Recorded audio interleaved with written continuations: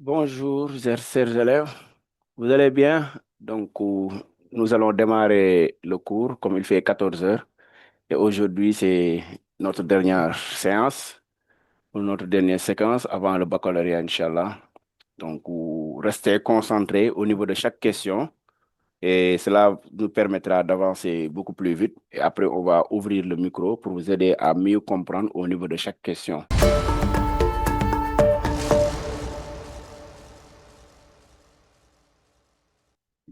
Si vous êtes prêts, on peut démarrer sans plus tarder par l'exercice numéro un. Donc, aujourd'hui, nous avons proposé deux exercices. L'un des exercices porte sur le niveau d'énergie de l'atome d'hydrogène et le deuxième exercice porte sur l'étude dynamique. Maintenant, on va rappeler les principes fondamentaux de la dynamique, ensuite traiter ensemble avec vous l'exercice proposé. Ami, allez-y, donc tu peux lire et on commence l'exercice numéro un. Donc, je vais lire moi-même, comme ça on va le faire ensemble. Donc, si vous regardez bien les données de l'exercice, on vous a donné la constante de Planck, la célérité de la lumière dans le vide, c'est-à-dire la vitesse de la lumière. Donc, ici, il faut bien rectifier, c'est 3 10 puissance 8 ans. Ensuite, la masse de l'électron, 9,1 10 puissance moins 31. Donc, ici, si vous regardez bien, c'est 3 10 puissance 8. Et la masse, c'est 9,1 10 puissance moins 31. Voilà. Ensuite, maintenant, on vous donne le niveau d'énergie de l'atome d'hydrogène. Donc, E égale moins E0 sur NO carré avec N appartenant à N étoiles. Donc, E0, sa valeur, c'est 13,6. Donc, on vous a donné une figure, la figure 3, qui représente le spectre d'atomes d'hydrogène. Maintenant, le spectre, ça peut être deux. Il y a le spectre d'émission et le spectre d'absorption. Maintenant, à la question 5.1, donc pour la question 5.1.1, on vous demande de préciser en le justifiant s'il s'agit d'un spectre d'émission ou d'absorption. Maintenant, si vous regardez bien ici, on a des... Regardez bien, voilà, ça, c'est l'écran que vous observez. Maintenant, il y a des parties colorées en noir, donc fond noir. Ouais, partout vous voyez noir, noir, comme ça là. Maintenant, et ensuite, il y a des parties que vous voyez claires comme ça là. Maintenant, ces parties claires, donc c'est la couleur qui est visible. Donc, ici, pour préciser, on va dire qu'il s'agit d'un spectre d'émission. Pourquoi émission? Parce que on observe maintenant des raies qui sont visibles sur un fond noir. Donc, il s'agit d'un spectre d'émission. C'est ça. Donc, il s'agit d'un spectre d'émission. Qu'est-ce qui le justifie? Car on observe des raies visibles. On dit des raies ou bien des franges. Des raies visibles sur fond color noir, hein, donc sur fond noir.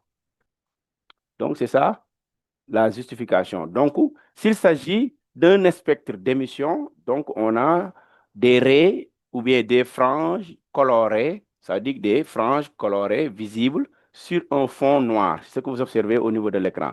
Maintenant, si c'était des raies ou bien si c'était un spectre d'absorption, ça serait le contraire.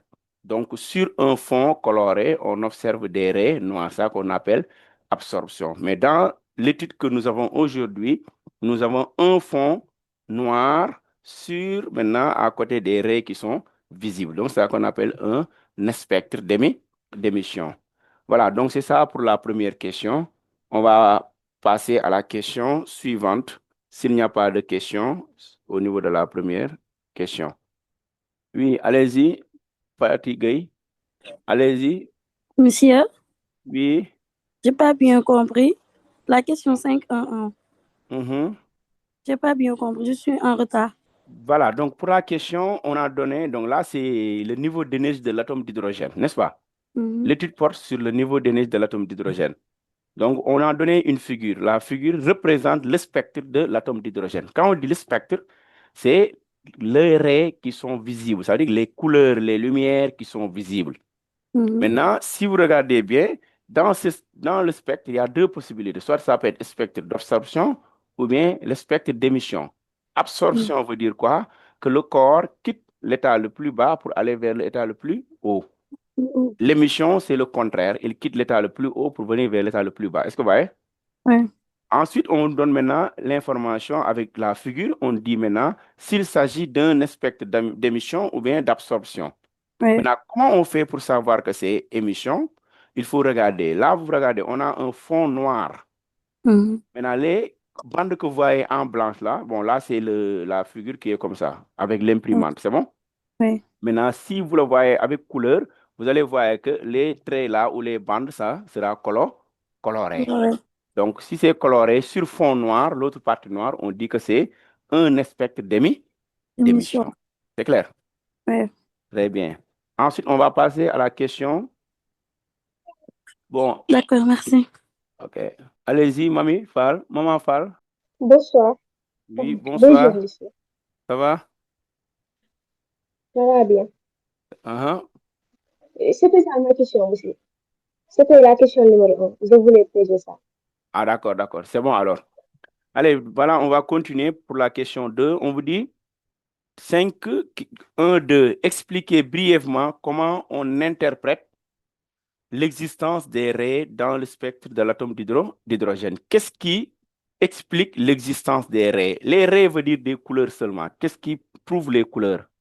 Maintenant, pour expliquer cela, on va dire que l'existence des raies est due uniquement à l'absorption ou à l'émission de photons, n'est-ce pas, par l'atome d'hydrogène. Donc, si l'atome absorbe un photon, il va quitter un niveau pour aller vers un autre niveau. S'il émet aussi un photon, il va quitter un niveau vers un autre niveau. Donc, c'est cette transition-là qui fait que il y a ray. Ray veut dire une lumière ou bien une longueur visible comme ça là. Donc, c'est ça qui explique brièvement l'existence des spectres. Donc, on va dire l'existence des spectres. Voilà, l'existence de spectres ou bien de raies, l'existence de raies est due, donc si vous voyez bien, on me demande comment on explique l'existence des raies. Donc l'existence de raies veut dire les bandes ou bien les franges, hein, est due ici à l'absorption ou l'émission. Donc ça peut être une transition de façon globale. Donc l'absorption ou à l'émission bien à l'émission de photons. Voilà, donc à l'émission de photons. Maintenant, par l'atome d'hydrogène. Voilà, donc c'est ça qui explique l'existence des raies. Voilà, donc si on vous pose cette question, expliquez brièvement comment on interprète l'existence de raies dans le spectre de l'atome d'hydrogène. Donc on va dire que l'existence de raies est due à l'absorption ou à l'émission de photons par l'atome d'hydrogène. Donc l'atome, s'il émet un photon, donc on va dire qu'il y a transition. C'est cette transition-là qui va se montrer comme une couleur. Et cette couleur-là est appelée ray. Donc ça veut dire qu'il quitte un niveau pour aller vers un autre niveau et ça sera matérialisé par une lumière visible ou bien une lumière invisible. Voilà, donc c'était ça pour la question 5.1.2. S'il n'y a pas de question, on peut continuer à la question 5.1.3 aussi. Oui, Touré? Oui, monsieur, bonjour. Bonjour, cher, oui. Je suis au point retard. Si vous pouvez donner l'explication de la question. Bon, Cherou, pour la question 1, tu n'as pas bien suivi. Donc, on a demandé juste de préciser en le justifiant s'il s'agit d'un spectre d'émission ou d'absorption. C'est bon. Maintenant, Oui, comment on identifie ça? Il faut regarder l'écran qui est proposé. Sur l'écran, maintenant, voyez, tu as vu des bandes noires, après des bandes claires. Et on a mis oui, violet, bleu, vert, rouge. Donc, ça, c'est des couleurs qui sont visibles. Il y a ce qu'on appelle le domaine visible et le domaine invisible. Donc, nous, ce qu'on peut voir à l'œil nu, c'est les couleurs-là. Donc, on va dire quoi? On a un spectre d'émission. Pourquoi? Parce qu'on observe des raies visibles sur fond noir. Visible, ça veut dire des couleurs qu'on peut observer. Donc, ok. c'est ça qui montre qu'il s'agit d'une émission. C'est bon?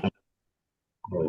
Très bien. Donc, voilà, donc on va continuer. Maintenant, pour ne pas perturber la logique de certains, qu'est-ce qu'on va faire? On va traiter ensemble les questions et à la fin, maintenant, on va ouvrir le micro pour permettre maintenant de poser le maximum de questions pour au moins comprendre la partie niveau d'énergie, pas seulement sur l'exercice, mais de façon générale.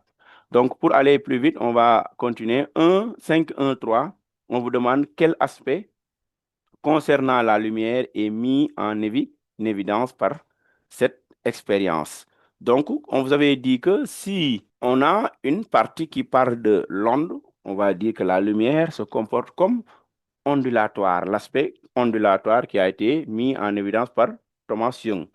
Maintenant, ici, vous voyez, quand on parle de photons, photons, c'est des grès, n'est-ce pas, qui n'ont pas de masse, mais qui ont une énergie. Donc là, c'est l'aspect corpusculaire. Donc, c'est l'aspect corpusculaire qui est mis en évidence. Donc, c'est l'aspect corpusculaire.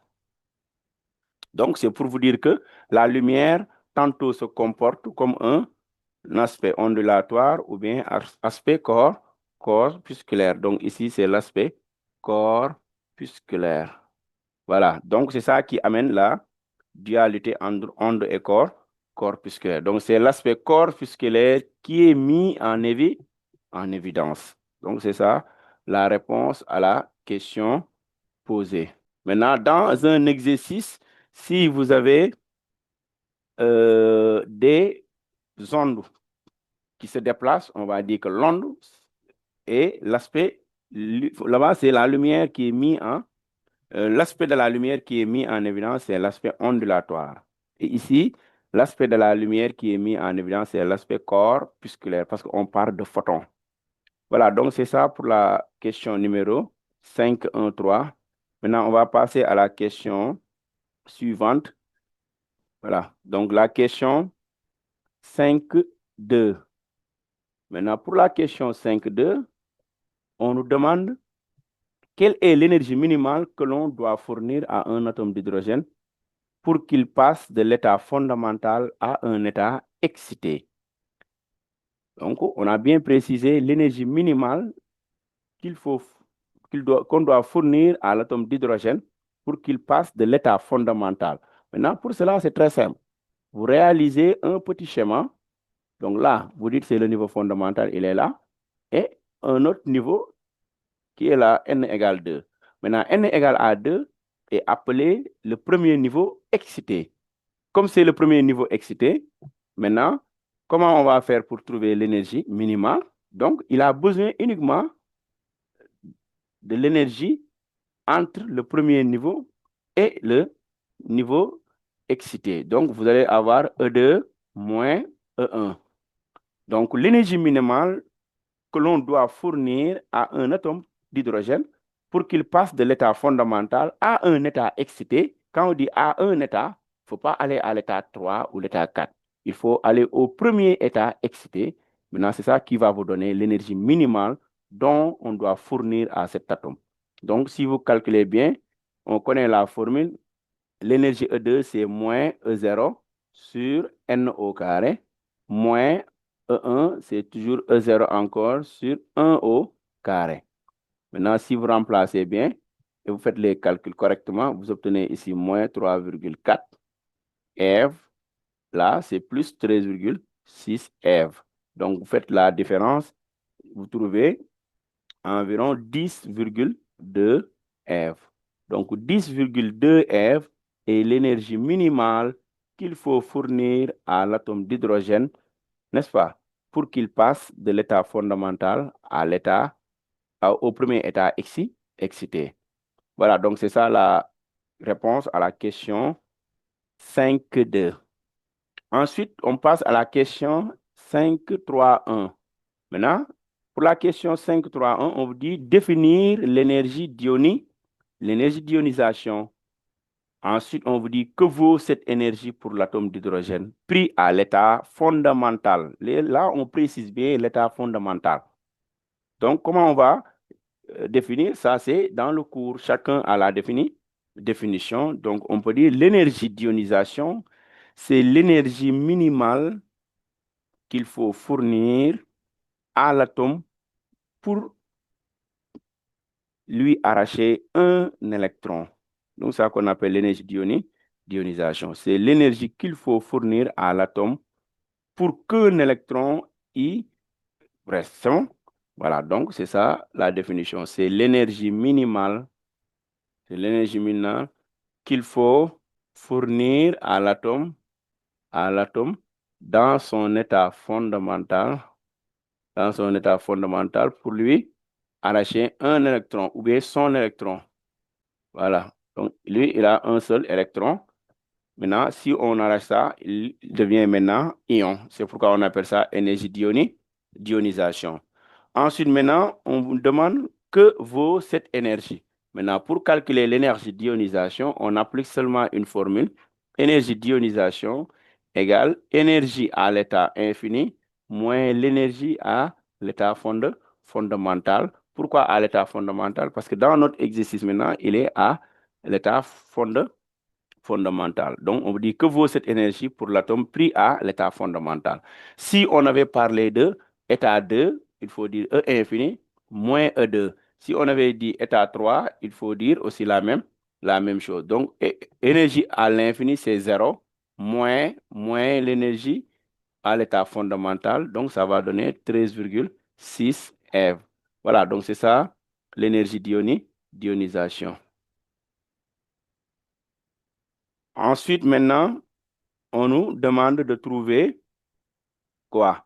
On dit 5, 3, 2, on fournit successivement à l'atome d'hydrogène pris à l'état fondamental. Donc, toujours on est à l'état fondamental. On nous demande de donner quoi comme information? On a fourni à l'atome des quantas d'énergie. Quand on dit quanta d'énergie, c'est de l'énergie.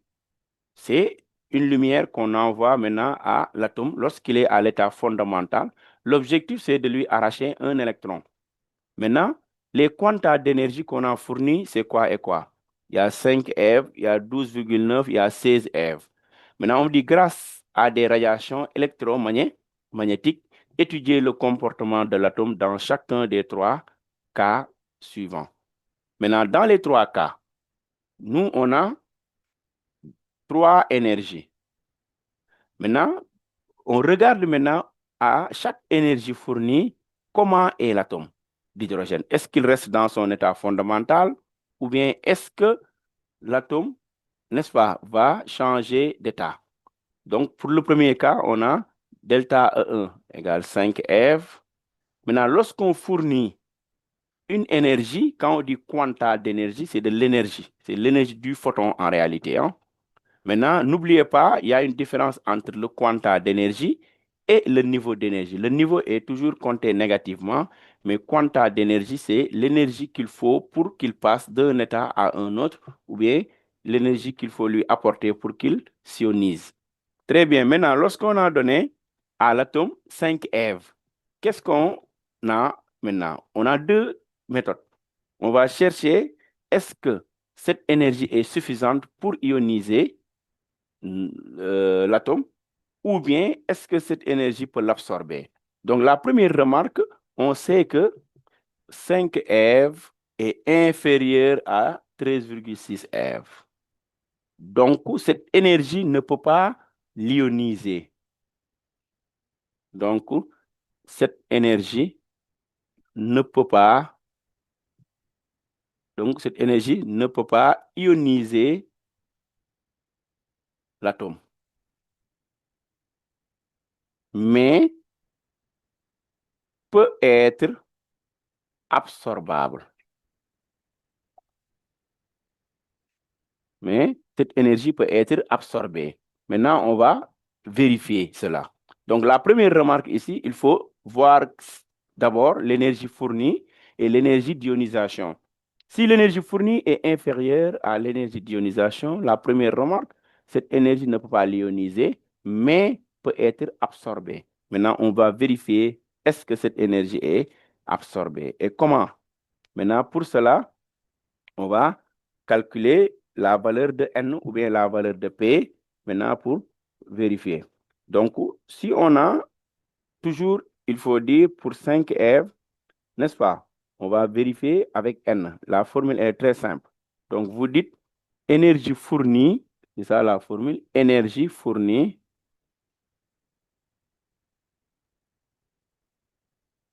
égale toujours E0 sur N au carré, maintenant moins E1, l'état de départ. C'est bon. Maintenant, ensuite, on va chercher maintenant l'énergie qu'il nous faut, c'est l'énergie avec le N. Donc, l'énergie fournie, ça qu'on appelle énergie finale, le quanta d'énergie donné. Ensuite, maintenant, on va transposer pour avoir la bonne information. Donc, toujours, vous allez dire que E0 sur N au carré égale le quanta d'énergie donné moins E1. Maintenant, quand on dit moins 1, moi, je vais mettre plus E1 pour permettre de mieux comprendre. Maintenant, n'oubliez pas que E1, c'était le niveau d'énergie. Donc, vous aurez N égale racine carrée maintenant. Donc, on va essayer de calculer la valeur. Donc, c'est E0 sur... Maintenant, vous faites la différence ici, il y a un signe moins. Donc, vous aurez delta de E, n'est-ce pas, plus E1. Donc, si vous le faites, vous allez calculer maintenant la valeur en utilisant maintenant les informations données. Donc, ici, on a donné E0, c'est toujours 13,6. Là, j'ai laissé en F. Hein.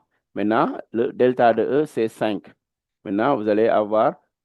Là, je vais permuter au moins pour permettre de mieux comprendre. Avec le moins qui était là, donc ça va venir ici, hein, le moins au dénominateur.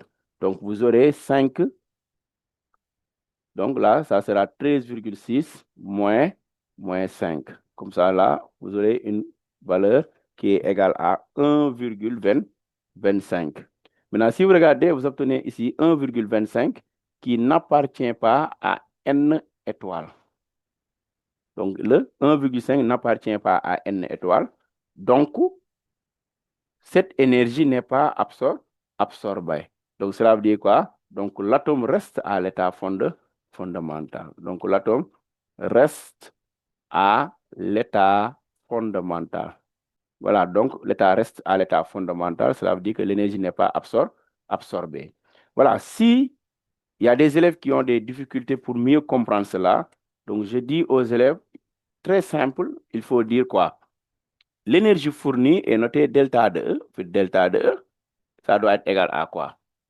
L'énergie d'un niveau, n'est-ce pas? Maintenant, le niveau, c'est ça qu'on est en train de chercher.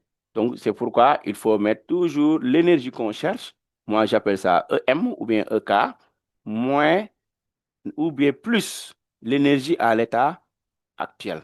Maintenant, l'état de départ, c'est l'état fondamental. Maintenant, nous, on est en train de chercher ce qu'on appelle le niveau EM. Donc, on va dire uniquement, c'est delta de E, n'est-ce pas? Maintenant, si on transpose, vous obtenez moins E1. Ou bien directement, vous mettez plus E1 pour mieux comprendre parce que là, on avait la variation entre les deux niveaux. Maintenant, si vous remplacez, vous obtenez EM égale. Delta de E, c'est 5 moins. N'oubliez pas qu'il y a plus ici, mais le niveau d'énergie E1, c'est moins 13,6. Donc, quand on parle de E1, c'est toujours moins 13,6. Ça, c'est le niveau fondamental. Maintenant, vous faites la différence vous-même.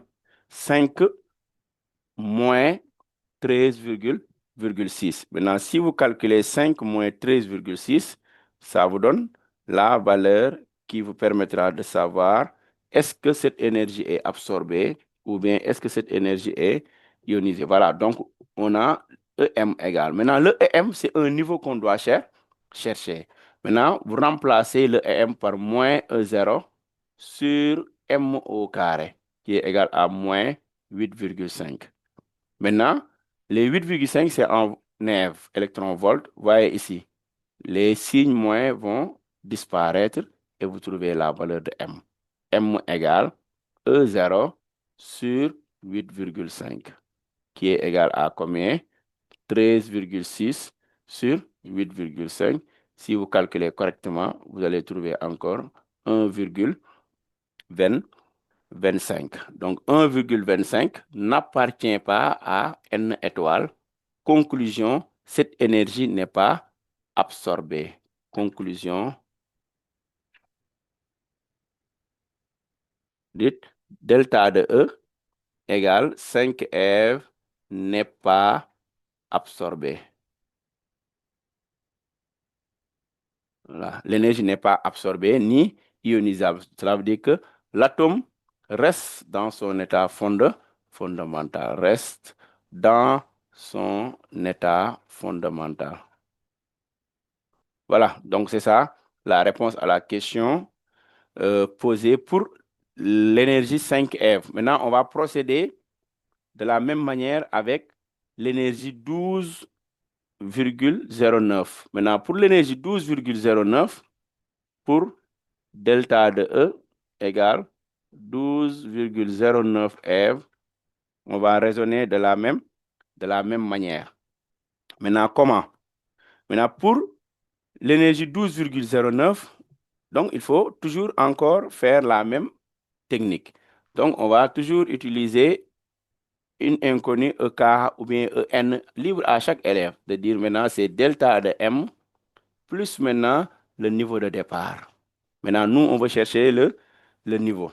Donc, pour cela, il faut raisonner encore de la même manière. Donc, vous faites le calcul et vous remplacez.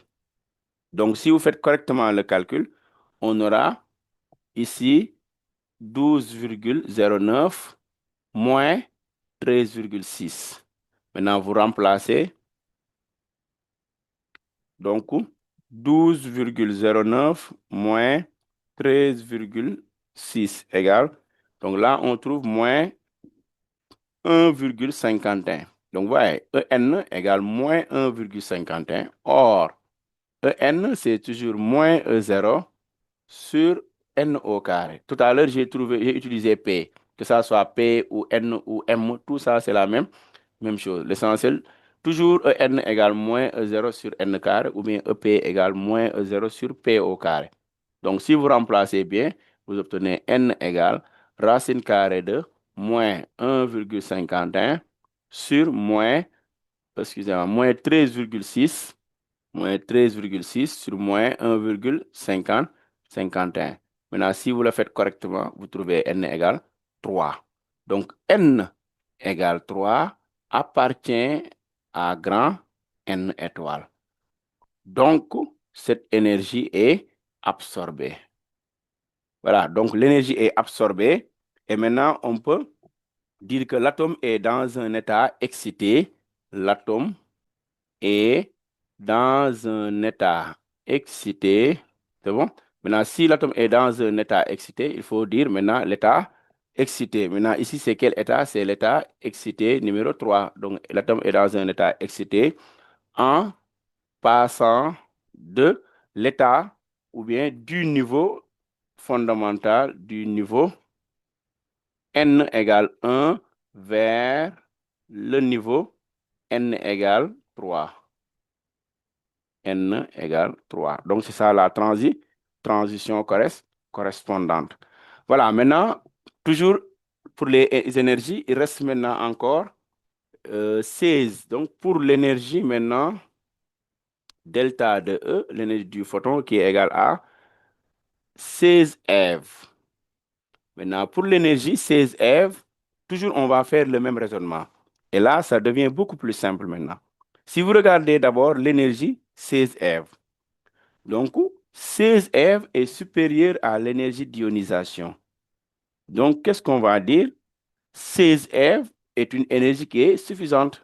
Donc, comme c'est l'énergie maximale même, on peut dire, donc l'atome est dans un état ionisé. Donc, on dit que l'atome s'ionise. Donc, c'est ça qu'il faut dire. Vous dites comme delta de E égale 16 eV qui est supérieur à l'énergie d'ionisation 13,6. C'est-à-dire que l'atome a besoin de 13,6 eV pour devenir un ion. Et on lui fournit 16 eV.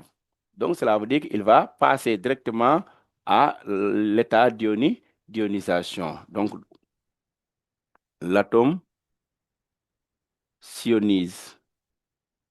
Voilà, donc l'atome s'ionise et maintenant va partir avec une énergie cinétique maximale. Donc il devient un ion et non plus un atome. Donc voilà, c'est ça pour les trois énergies. Maintenant, si vous voulez, on peut ouvrir maintenant et vous laisser maintenant poser les questions avant de continuer à la dernière question. C'est bon? Bon, Ndaï, allez-y, Ndaï. Bonjour. Bonjour, vous allez bien? Oui, alhamdulillah. Ça va? Ça va. Monsieur, pouvez-vous revenir sur la question 532? 5-3-2. Depuis le début ou bien la dernière partie? Première partie. Hmm? 532. D'accord. Pour Voilà. l'énergie, hein? Qu'est-ce qui pose problème? J'ai pas compris le quanta d'énergie là. Très bien. Le quanta d'énergie. Ndaï, toi, tu fais le bac, n'est-ce pas? Oui. Pour avoir le bac, il te faut une moyenne de combien? 10 au-dessus. Minimum, c'est 10, n'est-ce pas? Oui. Très bien. Donc, c'est ça. L'atome, il est à l'état fondamental. Exemple au rez-de-chaussée. Maintenant, on lui fournit de l'énergie pour qu'il passe du premier au rez-de-chaussée, n'est-ce pas? Du rez-de-chaussée au premier étage. Et maintenant, pour cela, l'atome a besoin d'une énergie qu'il faut fournir exactement 10,2 eV. Maintenant, c'est ça qu'on a calculé à la question précédente. On avait calculé l'énergie minimale pour qu'il passe de l'état fondamental au premier état excité. C'est bon. Oui. Maintenant, pour aller au premier état excité, il lui faut 10,2 eV. Maintenant, on lui donne une énergie qui est égale à 5 eV. Est-ce que tu vois? Maintenant, comme 5 eV est inférieur à l'énergie d'ionisation, l'énergie d'ionisation, c'est l'énergie qu'il lui faut pour qu'il s'ionise, ça veut dire pour qu'il aille à l'état infini. Donc, la première remarque, les 5 eV sont inférieurs à la valeur 13,6. Donc, cette énergie ne peut pas ioniser l'atome, mais peut être absorbée. Est-ce que vous voyez? Donc, pour que ça soit absorbé, il faut que la transition corresponde à un niveau d'énergie exact. Maintenant, c'est pourquoi on a utilisé cette relation-là qui nous permet de calculer le niveau exact. Maintenant, pour cela, j'ai utilisé la formule énergie fournie égale le niveau, maintenant, moins l'état de départ. C'est ça qu'on appelle le quanta d'énergie. État final moins état initial. État final, c'est ça, état final moins état initial. Est-ce que tu as compris? Oui. Maintenant, nous, on veut chercher maintenant l'état final pour trouver la valeur de n. Maintenant, l'énergie fournie, ce qu'on appelle le quanta d'énergie, quand on transpose, il y a un plus ici. Est-ce que c'est bon? Oui. Voilà, maintenant, j'ai tiré la valeur de n. Vous voyez, quand on multiplie par un signe moins, partout il y a moins. Donc, il y a moins ici. C'est bon. Là, il y a moins et là, il y a plus. Est-ce que tu as vu? Oui. Donc là, c'est pourquoi je l'ai fait directement en calculant 13,6 sur E1, 13,6 moins 5. Maintenant, c'est ça qui a donné n égale 1,25. C'est bon. Oui, merci. Maintenant, 1,25 n'appartient pas à l'ensemble n étoiles. Tu connais n étoiles? Oui. C'est l'ensemble des nombres entiers privés de 0. 0. Donc, vous voyez, donc, comme ce n'est pas un nombre entier exact, cela veut dire que cette énergie n'est pas absorbable. C'est bon. Oui. Allez-y. Maintenant, on va... Voilà. Là aussi, c'est la même démarche, hein, c'est la même question. En fait, je l'ai fait deux méthodes pour vous montrer qu'on va trouver le même résultat. Si tu ne comprends pas la première méthode, tu vas utiliser quanta d'énergie égale E, M étant le niveau qu'on veut chercher, moins le niveau de départ. Ouais. Donc, quand on dit moins, c'est pour que vous puissiez comprendre état final moins état initial. Mais on sait que toujours le niveau est négatif. Donc, c'est pourquoi j'ai mis 5 moins 13,6 et vous obtenez ça. Toujours le niveau est compté négativement. Maintenant, ensuite, j'ai fait le calcul et vous avez trouvé 1,25. Donc, c'est la même démarche C'est uniquement pour améliorer votre compréhension. Ok, merci beaucoup. Très bien. Maintenant, pour les autres, Khalifa et l'autre là, Maëva, on va poursuivre les deux dernières questions. Ensuite, on va ouvrir le micro. Comme ça, on va répondre à toutes les questions et on va encore généraliser, donner le maximum d'informations. Donc, Khalifa, dans 3 minutes, Inch'Allah. Allez-y. Maintenant, pour la question 5-3-3. Donc, on va aller maintenant à la question 5-3-3. 5-3-3. Maintenant, pour la question 5-3-3, on nous donne une information. Donc, l'information donnée, c'est quoi? On nous dit l'atome d'hydrogène, toujours pris dans son état fondamental. Ça, c'est important dans l'exercice. Pris dans son état fondamental. Demain, ça peut être à un autre état. Maintenant, c'est pourquoi il faut préciser l'état de départ. On nous dit maintenant, est heurté par un électron ayant une énergie cinétique égale à 10,5 eV. Un électron qui vient avec une énergie cinétique qui est égale à 10,5 heurte l'atome qui est dans son état fondamental. Maintenant, on demande de préciser ce qui se passe et déduire la vitesse de l'électron après le choc. Maintenant, après le choc, qu'est-ce qui va se passer? Voilà, donc, comment on va faire? On vous demande de préciser ce qui se passe et en déduire la vitesse de l'électron après le choc. Maintenant, je suis là au repos. Quelqu'un vient me heurter. Maintenant, peut-être il va m'emporter comme un choc mou ou bien un choc élastique. Maintenant, pour cela, on va regarder l'information donnée. L'énergie de l'électron. L'électron, il arrive avec une énergie cinétique qui est égale à, ça c'est l'énergie cinétique de l'électron, qui est égale à 10,5 eV. Il apporte cette énergie. Maintenant, alors que l'atome est dans son état fondamental, maintenant on demande qu'est-ce qui se passe après le choc. Maintenant, comme il y a eu choc, on va calculer ce qu'on appelle l'énergie restante.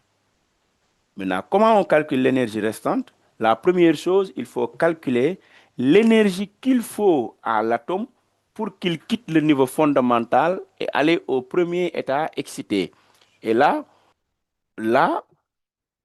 on avait calculé l'énergie minimale. Donc, lorsqu'on avait calculé l'énergie minimale, pour qu'il passe de l'état 1 à l'état 2, on avait trouvé ce qu'on appelle encore le quanta d'énergie. Donc, la variation qui permet à l'atome de quitter le niveau 1 pour aller au niveau 2, c'était E2 moins E1, ce qu'on appelle l'énergie minimale. C'était calculé tout à l'heure. On avait fait 3,4 eV moins 13,6. Voilà, donc on avait trouvé 10,2 eV. Maintenant, l'atome a besoin de 10,2 eV pour quitter le niveau 1 et aller exactement au niveau 2. Maintenant, qu'est-ce qui se passe? L'électron lui apporte combien? 10,5. Maintenant, comme l'électron apporte 10,5, alors que lui, pour le déplacer, il faut lui fournir uniquement 10,2 eV. Donc, c'est ça qu'il a besoin, l'énergie minimale, pour aller au premier état excité. Alors que l'électron, maintenant, lui apporte 10,5 eV. Donc, il va se déplacer. Donc, on va dire comme l'énergie cinétique, est supérieure à la variation de l'énergie, c'est-à-dire delta de E minimale, qu'est-ce qui se passe? Donc, l'atome va se déplacer. Une énergie maintenant, ainsi que l'atome va se déplacer du niveau fondamental vers un niveau qu'on va chercher. Donc, du niveau n égale 1 vers le niveau n égale 2. Vers le niveau n égale 2. Maintenant, et en plus, il va lui rester encore une énergie. Parce que si vous voyez, énergie cinétique 10, énergie minimale 2,5, donc il va lui rester une quantité d'énergie. Donc on va chercher l'énergie restante. Ça veut dire que l'énergie qui reste maintenant à l'électron. Donc l'énergie restante. Maintenant, cette énergie restante, comment on calcule ça? On prend l'énergie cinétique moins l'énergie minimale. Donc, on va avoir ici 10,5 moins 10,2. Maintenant, si on fait les calculs, ça nous donne 0,3 eV. Donc, c'est ça, l'énergie restante. Maintenant, cette énergie restante, donc, ça va nous permettre maintenant de calculer la vitesse avec laquelle maintenant l'électron va partir. Donc, si vous voyez bien, l'électron fournit à l'atome une énergie de 10,2 eV. L'atome est ainsi dans un état excité, passant d'un niveau 1 à un niveau 2. Puis, il continue avec une énergie cinétique. Donc, ça veut dire qu'il pouvait lui apporter une énergie supérieure à 10,2. Comme dans ce cas, et l'atome va être maintenant au niveau n égale à 3. Maintenant, comme il a apporté une énergie qui est égale à 10,5, donc cette énergie lui va servir uniquement de quitter le niveau 1 pour aller au niveau 2. Mais maintenant, il lui reste une quantité d'énergie maintenant qu'il va utiliser maintenant pour se déplacer. Donc, c'est ça qu'on va écrire que l'électron fournit à l'atome une énergie, ouais, l'énergie donnée par l'électron, voilà, une énergie de 10,2 eV, virgule. Qu'est-ce qui se passe? L'atome est ainsi ou dans un état excité. L'atome est dans un état excité. Donc, il passe à un état excité passant, n'est-ce pas, d'un niveau n égale 1 vers n égale 1, n'est-ce pas, à un niveau n égale 2. Ce n'est pas suffisant. Puis maintenant, il continue. Il continue pour aller où? Là où il veut. Donc, on ne sait pas encore. Il continue avec une énergie cinétique. Voilà. Donc, c'est ça la réponse à cette question. Maintenant, on nous demande après de calculer la vitesse. Donc, comme on connaît l'énergie cinétique, c'est l'énergie cinétique maximale n'est rien d'autre que l'énergie restante. Énergie restante. Voilà, qui est égale à 1 demi de mv max au carré. Maintenant, vous voyez ici, on a l'énergie cinétique, on a la vitesse, parce que les deux sont liés. Donc, on peut dire énergie cinétique maximale égale racine carrée de 2 fois l'énergie cinétique maximale sur la masse. Attention, là, c'est un électron. Maintenant, si on fait bien les choses, on va avoir V max égale racine carrée de 2 fois. Attention maintenant, l'énergie est en électron-volt. Maintenant, il faut le convertir en joule. 1,6 10 puissance moins 19. Divisé maintenant par 9,1 10 puissance moins 31. Voilà, donc c'est ça la vitesse maximale. Et maintenant, si les calculs sont bien faits, je pense que vous allez avoir 3, ici je pense 2, après 4, 7, 9, bon, mètres, seconde moins 1. Voilà, c'est ça la vitesse avec laquelle va se déplacer l'électron. Donc, c'est ça la question 5.3.3. Maintenant, on termine vite avec la question 5.4. Maintenant, pour la question 5.4, on nous dit on considère l'atome dans un état excité, P est supérieur à 2. Maintenant, on est là, P supérieur à 2. Il se désexcite pour retrouver le premier état excité avec émission d'un photon de longueur d'onde. Donc, il se désexcite pour revenir, comme ça veut dire N égale 2. Donc, on n'est plus maintenant à l'état fondamental. Maintenant, il va revenir au premier état excité qui est égal à N égale 2. Maintenant, on demande de trouver une relation entre, n'est-ce pas, la longueur d'onde et RH. Donc, cette formule, vous connaissez déjà. 5, 4, 1, vous allez avoir la relation. Donc, comment établir la relation? On va se référer à la variation d'énergie. Donc, pour cela, toujours, on fait même démarche.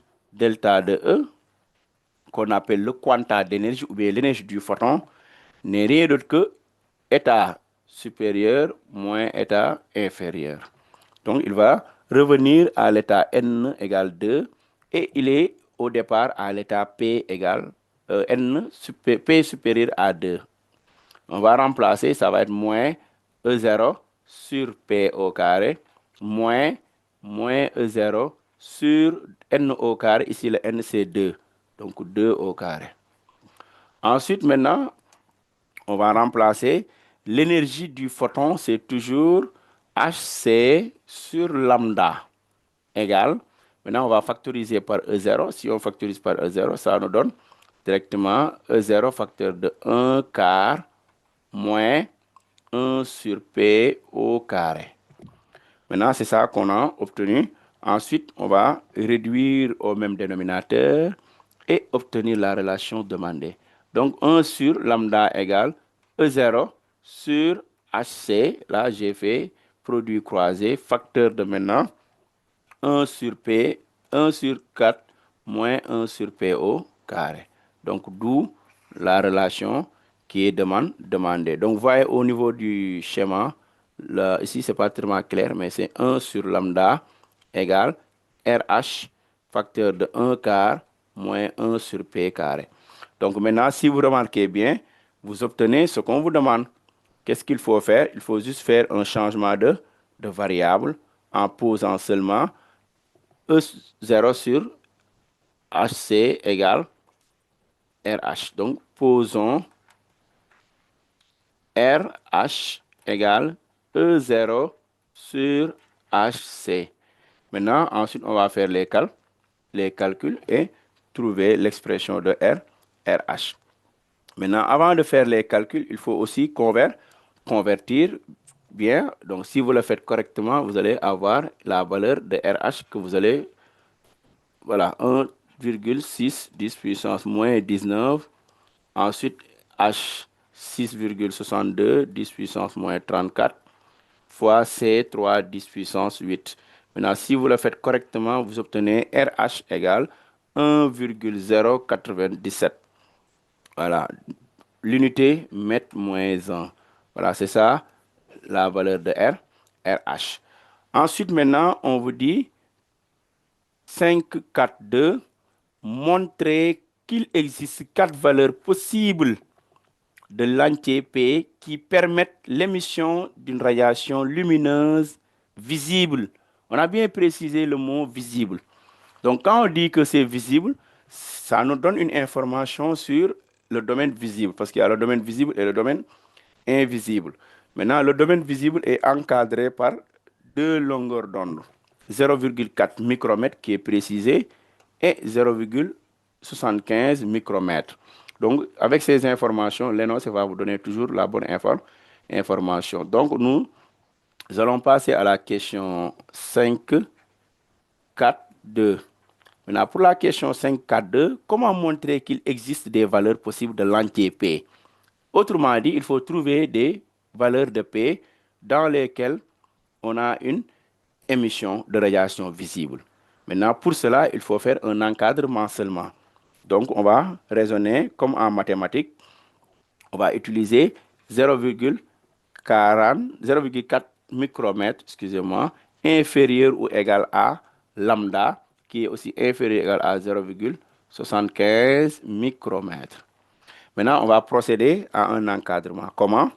Donc, on vous dit, nous, on veut obtenir 1 sur alpha. Maintenant, pour obtenir 1 sur lambda, il faut faire l'inverse. Et en maths, on vous dit, si on fait l'inverse, l'inégalité change de sens. Donc, vous voyez, 1 sur 0,4 doit être supérieur ou égal à 1 sur lambda, qui doit être aussi supérieur ou égal à 1 sur 0,75 micromètres, toujours. Maintenant, n'oubliez pas qu'on a tout à l'heure 1 sur lambda égale RH facteur 2. Maintenant, on va insérer cette expression. Donc, vous aurez 1 sur 0,4 supérieur ou égal à RH facteur de 1 quart moins 1 sur PO au carré. Donc, c'est ça, supérieur égal à 1 sur 0,75. Maintenant, qu'est-ce qu'il faut maintenant? Il nous faut travailler jusqu'à avoir le P.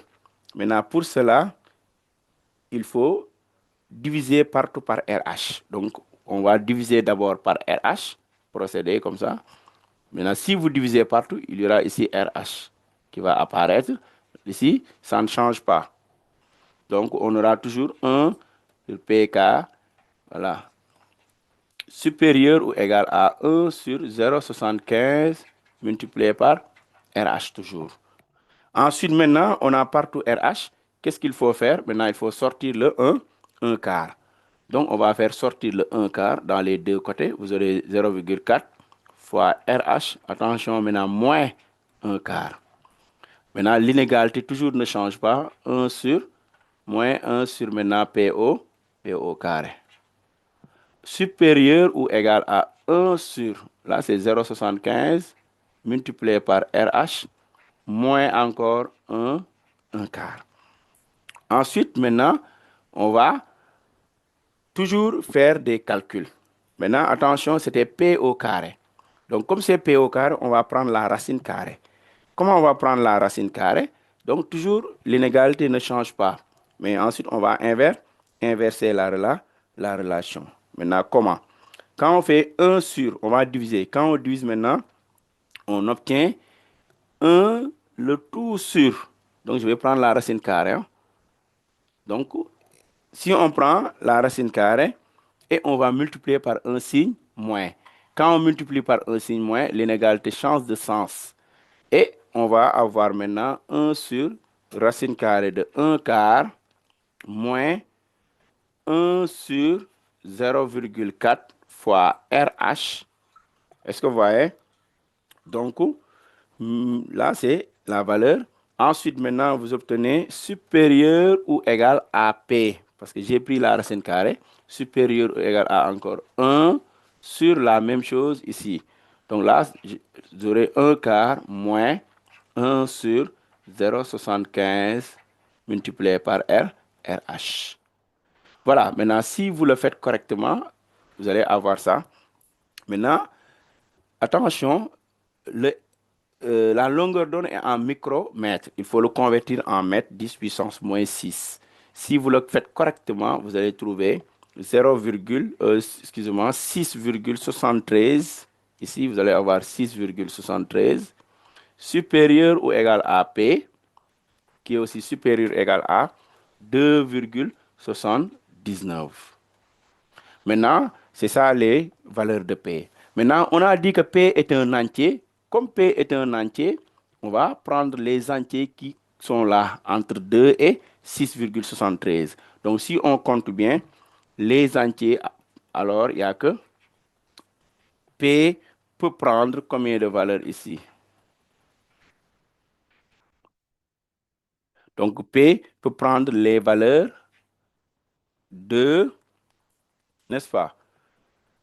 P peut prendre les valeurs de point virgule 3. Bon, attention, P ne peut pas prendre 2 parce qu'on a dit les entiers compris entre 2,79 et 6. Donc, si vous regardez, 2,79, l'entier le plus proche, c'est 3. Il y a 3, il y a 4, il y a 5 et enfin, il y a 6. Voilà, donc c'est les valeurs que P peut avoir. Donc, P peut avoir que 3, 4, 5 et 6, parce que 2 n'en fait pas partie. Donc, si on regarde bien, 2,79, l'entier le plus proche, c'est 3. Donc, c'est ça l'exercice qui a été proposé. Maintenant, on vous laisse le temps de poser les questions et on va répondre. Oui, Rahma. Allez-y, Rahma. Bonjour, Bonjour, vous allez bien? ça va bien, merci. Mhm. Monsieur, vous pouvez revenir sur la première question de l'exercice? La première question de l'exercice. Oui, Bon, on avait demandé quoi? j'étais pas là le début. D'accord. Maintenant, pour la première question de l'exercice, on nous Oui, avait demandé juste est-ce qu'il s'agit d'absorption ou d'émission? Maintenant, pour cela, il faut regarder le fond que vous avez. Donc, nous avons une image comme ça. Tu as vu? oui, Maintenant, il y a des parties noires, noires, noires, noires. Est-ce que tu as vu? oui, Maintenant, ça, c'est fond noir. Et maintenant, les parties que vous voyez en blanche là, ça veut dire que c'est des couleurs. Vert, exemple, rouge, exemple, jaune. Est-ce que vous voyez? oui, C'est des parties colorées. Donc, comme c'est coloré, lorsqu'il y a émission, on voit des parties colorées sur fond noir. Donc, c'est ça qui nous renseigne que c'est un spectre d'émission. Donc, si c'est un spectre d'émission, on voit des raies colorées sur fond noir. En fait, l'électron, il se déplace en émettant une couleur qu'on va voir. C'est comme actuellement les missiles que Iran et Israël voient, tac, tac, tac, artificiel, vous voyez les couleurs là. oui. C'est ça, la physique quantique. D'accord, merci. Ok, je t'en prie. Oui, Sohna Diarra, Bonjour, monsieur. bonjour. Je voulais que si vous pouvez revenir sur la question 3.3. Très bien, sur la question 3.3. Oui, Maintenant, pour la question 3.3, on nous demande quoi comme information? Tu es là? oui. Voilà. Lis l'énoncé, qu'est-ce qu'on a dit? On pouvait remonter. Voilà, 5.3.3. Oui, L'atome d'hydrogène, tu as vu? Lis, oui. allez-y. L'atome d'hydrogène, toujours pris dans son état fondamental, est heurté par un électron ayant une énergie cinétique de 10,5 électronvolts, précise ce qui se passe et déduire la vitesse de l'électron après le choc. Très bien. Sohna Diarra, Oui, toi, tu es l'atome. oui, Tu es au rez-de-chaussée, n'est-ce pas? oui. Quelqu'un, il vient t'heurter comme ça, là, Mhm. avec une grande vitesse. Quand on parle de grande vitesse, ça veut dire avec l'énergie cinétique. Oui, Maintenant, il y a deux possibilités ou trois possibilités. oui. Soit il te déplace, soit il te reste là-bas, ou bien il continue lui-même. Oui, Donc, l'atome est à son état, dans son état fondamental. État fondamental, c'est n égale à 1. Est-ce que vous voyez? oui. Ensuite, à côté de l'état fondamental, il y a ce qu'on appelle le premier niveau, Excité. n égale à 2. Est-ce que c'est bon? Oui, Tout au début de l'exercice, on nous avait demandé l'énergie qu'il faut pour que l'atome passe de l'état fondamental à son premier état excité. oui. On avait trouvé 10,2 D. eV en faisant E2 Oui, moins E1. Tu as compris? oui. Ça veut dire quoi? Sohna Diarra a besoin de 10,2 eV pour quitter E1 et aller vers E2 et s'arrêter là-bas. Oui, Tu ne peux plus continuer. Tu as compris? oui. Maintenant, un électron, il vient, il te donne 10,5 eV, Mhm. alors qu'il avait besoin de 10,2. Oui, Donc, il va quitter le niveau 1 pour aller vers le niveau 2. oui. Et maintenant, il va lui rester encore de l'énergie. Oui, Exemple, toi, tu as besoin du baccalauréat. Il te faut une moyenne de 10. Et je te dis, moi, je te donne moyenne de 15. Mhm. N'est-ce pas? Oui, Donc, tu as le bac. oui. Là, c'est la même chose. Donc, comme 10,5 eV est supérieur à 10,2, l'énergie dont l'atome a besoin, Donc, l'atome va quitter le niveau 1 pour aller vers le niveau 2. Oui. Ensuite, maintenant, il va rester une énergie. Cette énergie, maintenant, ça sera sous forme d'énergie cinétique, ce qu'on appelle l'énergie cinétique maximale. Donc, il va lui rester encore 10,2, 10,5 moins 10,2 qui est égal à 0,3 eV. Donc, il va lui rester encore 0,3 eV, qui est une énergie cinétique. Maintenant, qui va lui permettre de se balader de gauche vers la droite.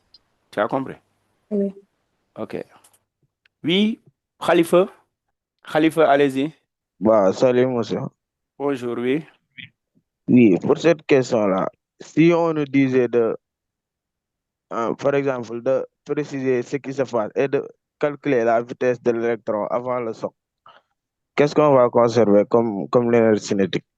Ah, avant le choc, il n'y a rien. On ne peut pas dire avant le choc, c'est après le choc uniquement. Parce que s'il n'y a pas de choc, on ne sait pas si l'atome va se déplacer ou pas. Ah, d'accord. Tu as compris? Oui. OK, pas de souci. Allez-y, Fatih Gueye. Bonsoir, monsieur. Bonsoir. Est-ce que vous pouvez revenir sur la question 541, montrer la relation 1 lambda égale à RH 4 moins 1 P2 avec RH une constante que l'on conclura. D'accord. La question 541, Oui. tu as compris ce qu'on a demandé? Non, j'ai pas compris. Ouais, on a demandé de montrer la relation que vous avez déjà établie dans le cahier de cours. Oui. C'est 1 sur lambda égale RH facteur de 1 quart. Bon, là, c'est un peu mal écrit. Hein? Oui. Donc, vous allez, c'est 1 sur lambda. Tu as vu? 1 sur lambda égale à RH, qu'on appelle la constante de Rydberg, et facteur de 1 quart moins 1 sur P au carré. C'est ça qu'on a demandé de montrer. Oui. Maintenant, comment on va le montrer, Fatih? On a dit qu'on considère l'atome est dans un état excité supérieur à 2. Supérieur à 2 veut dire quoi? Il est peut-être à l'état 3 ou bien à l'état 4 ou à l'état 5, on ne sait pas. Ensuite, on te dit il se désexcite. Désexcite, ça veut dire pour revenir. Ensuite, retrouver le premier état excité. Ils ont dit désexcite pour revenir. Il quitte un niveau supérieur pour revenir à un niveau inférieur avec émission d'un photon. C'est ça qu'on avait expliqué à la première question. Donc, c'est ça la transition qui explique maintenant l'observation des raies. Maintenant, pour cela, on va utiliser seulement la formule qui dit delta de E, le quanta d'énergie, ou l'énergie d'un photon, c'est la même chose, hein? Énergie d'un photon égale E, P, l'état supérieur, moins l'état inférieur, c'est 2. Tu as compris? Or, EP égale moins E0 sur P au carré, moins, entre parenthèses, moins E2, c'est E0 sur 2 au carré qui est égal à 4. You know? Voilà, ensuite, maintenant, vous continuez, factoriser par E0. Donc, factoriser, ça donne 1 quart moins 1 sur P au carré. Est-ce que tu as compris? Très bien. Donc, ensuite, vous continuez jusqu'à obtenir la relation démontrée. C'est bon? Monsieur, Oui. donc d'où vient les 1 lambda égale RH 14 P2? 14 D'accord, moins P. très bien, on va continuer. Regarde. C'est pas 14, j'ai dit c'est 1 sur 4. Tu as vu, je l'ai écrit en haut. D'accord. C'est bon? Je comprends. Ok, merci, Fatih. Merci beaucoup. Allez-y, Papa Ndiaye. Papa, allez-y vite. Comme ça, Monsieur, on... pour Oui, la question 5.3.2, 5, 3, 2, oui. comment étudier le comportement de l'atome? Comment étudier le comportement de l'atome? Hein? Très bien. Maintenant, à chaque fois qu'on fournit à l'atome, n'est-ce pas, une énergie, il faut regarder où se trouvait l'atome au départ. Papa, l'atome, il était où au départ? Très bien, à l'état fondamental. Maintenant, pour qu'il aille à l'état infini, il lui faut combien d'énergie, papa? Papa, C'est on laisse pas... ça à ton âge. Regarde ici. Toi, tu achètes un stylo. Un stylo coûte Ah, combien? oui, il me faut une énergie à l'infini. Ah, d'accord. Regarde, un stylo coûte combien au Sénégal? 100 francs. 100 francs. C'est un prix fixe. Quand tu amènes 100 francs, 100 francs. voilà, et tu amènes 100 francs, tu vas emporter avec toi le stylo. Oui, tu vas amener le stylo avec toi. Tu as compris? Oui, Maintenant, tu amènes 75 francs. Est-ce que tu oui. vas amener le stylo? Non, non. Très bien. Regarde ici. Maintenant, pour que l'atome passe à état ionisation, il devient un ion. Il faut lui fournir énergie d'ionisation, c'est 13,6 eV. Lorsqu'il est à l'état fondamental. Tu as compris? Oui, oui. Hmm? Oui, oui. On fait état d'ionisation égale E infini moins E1 parce qu'il est au départ à l'état fondamental. S'il était à l'état n égale à 2, on allait faire E infini moins E2. C'est clair? Maintenant, si Oui, on oui. lui fournit 13,6 eV, il va devenir un ion. Maintenant, qu'est-ce qui se passe? On regarde d'abord. Il y a 16 eV qui est là. Si on lui fournit 16 Oui, eV, on voit bien que 16 eV est supérieur à 13,6 eV, n'est-ce pas? oui. Il va devenir quoi? Un ion Un ion. Et il va lui rester encore de l'énergie. de l'énergie. De l'énergie. C'est pourquoi on dit il devient ion et il va partir maintenant avec une énergie cinétique. Tu as compris ça?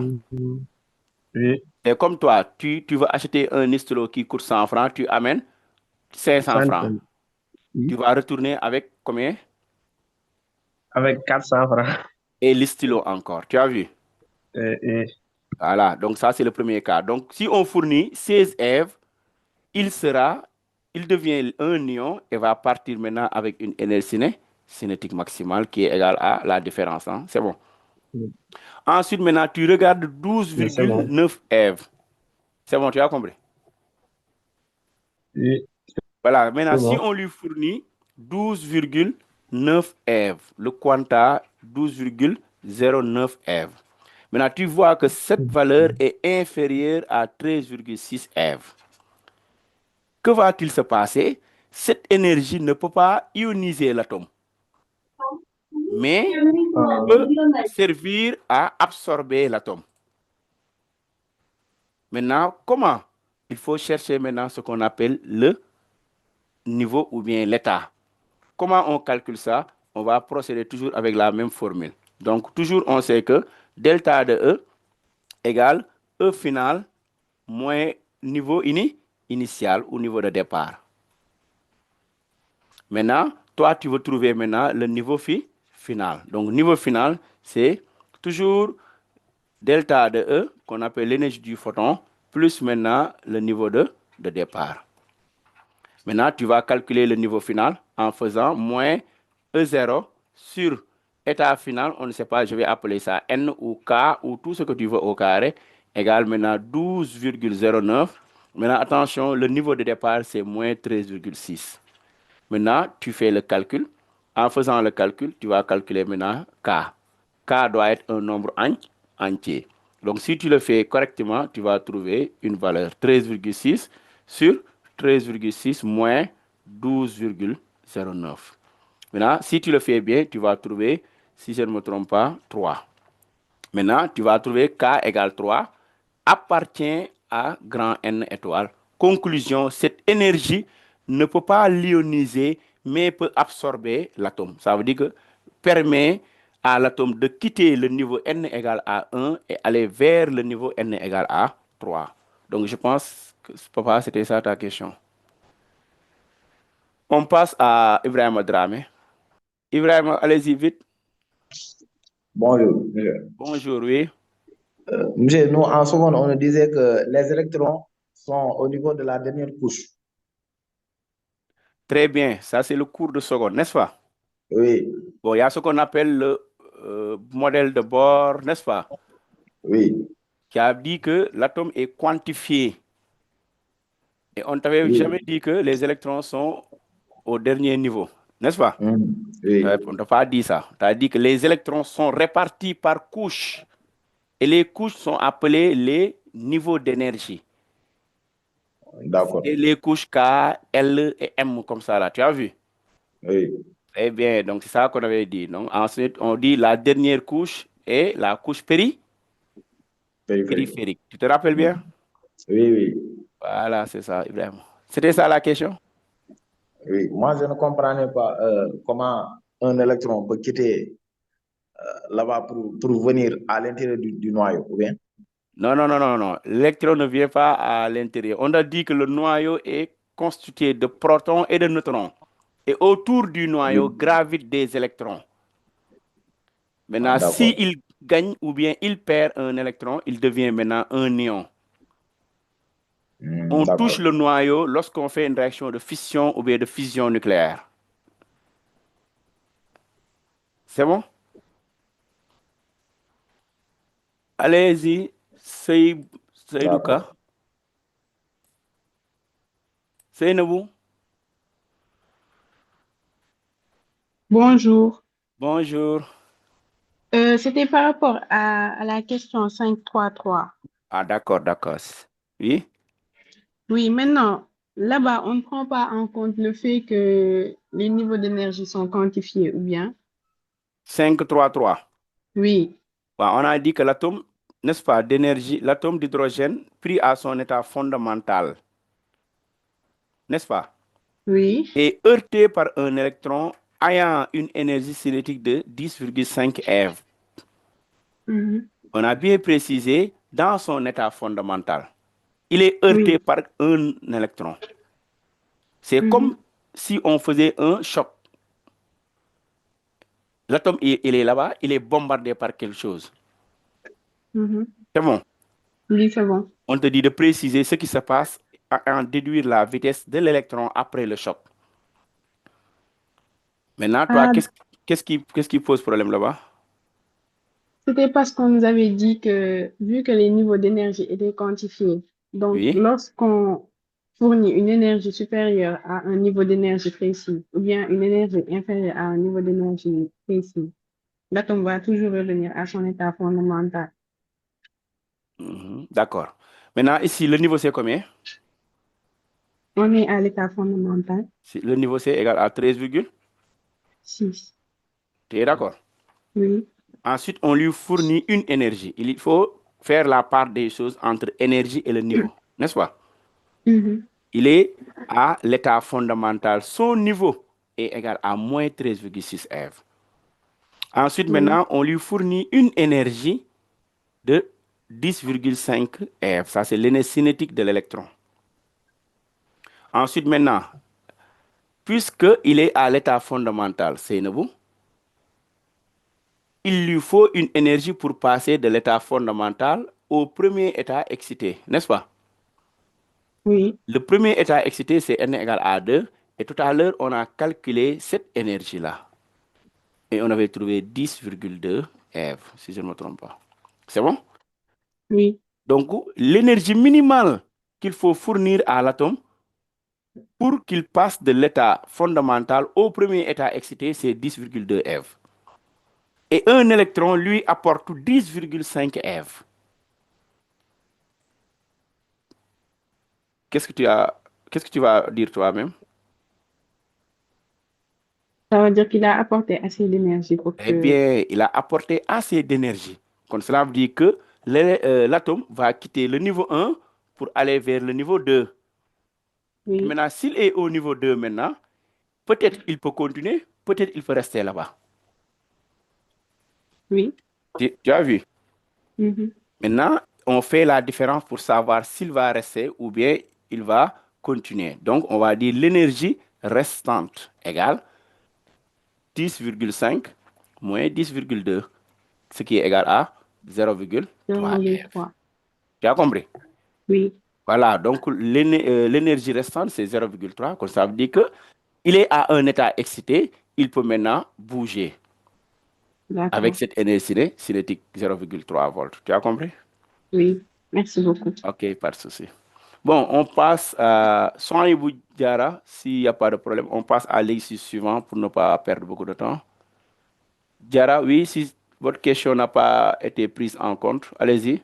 Monsieur, Oui, en calculant la vitesse, la en question calculant la 3-3, vitesse, oui. la question 3-3, 3-3, oui. au début de l'exercice, on avait dit que dans son état fondamental, l'aide est heurté par son électron et une énergie cinétique 10,5. Pourquoi on ne va pas utiliser cette énergie-là? Non, non, on ne peut pas utiliser. Exemple, toi, Hmm, hein, d'ici quelques temps, tu vas se marier, n'est-ce pas? Inch'Allah. On va apporter de l'argent, n'est-ce pas? Hein? Et toi, tu espères avoir 1 million. Hmm, On te donne 5 millions. ah, Tu vas bouger ou pas? non. Hein? Non. Non. Pourquoi? 10 millions d'argent. Tu as besoin de 1, on te donne 5. Ah, ok. Je pensais Ok. que c'est 10. Tu vas bouger. C'est mignon. Donc, tu as ta réponse alors. Donc, ça veut dire que l'atome, il a besoin de 10,2 pour aller vers le niveau 2. Et on lui apporte une énergie cinétique. Énergie, c'est énergie, que ce soit énergie cinétique, énergie potentielle, tout ça, c'est énergie. C'est un apport. On dit que énergie, c'est quoi? Quand un corps ou système, n'est-ce pas, hein, Oui. se déplace d'un niveau à un autre niveau, il fournit de l'énergie.